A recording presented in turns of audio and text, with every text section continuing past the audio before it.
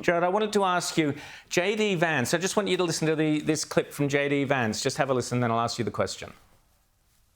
It's insane that we would support a military alliance if that military alliance isn't going to be pro-free speech. I think we can do both, but we've got to say American power comes with certain strings attached. One of those is respect free speech, especially in our European allies.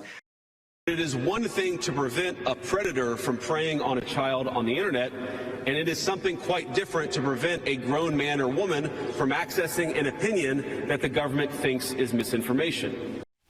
Gerard, the Trump administration is very, very clear. They will punish nations that do not support free speech and are involved in the censorship of, for example, under 16s and so on.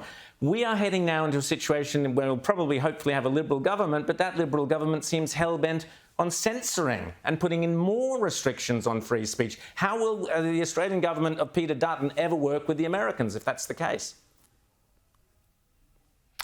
Well, that's a good question, Rowan. I'm not sure I can answer that exactly, but look, you know, we've seen in the last number of years where a lot of free speech was censored, in particular around the COVID period there, where people were being injured by the vaccines and the dangers of the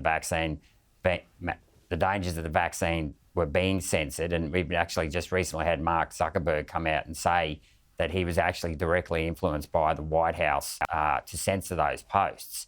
And that's a very dangerous precedent. Now, while you may disagree with people, provided you act in a respectful manner, the best way to deal with their opinions, if you disagree with them, is actually debate them in a respectful manner. The worst thing you can do is shut down counterpoints of view, because we do, you know, that's the basis of democracy, and we should live in a plural society that tolerates different points of view, notwithstanding that, you know, we should all be committed to the future of Australia.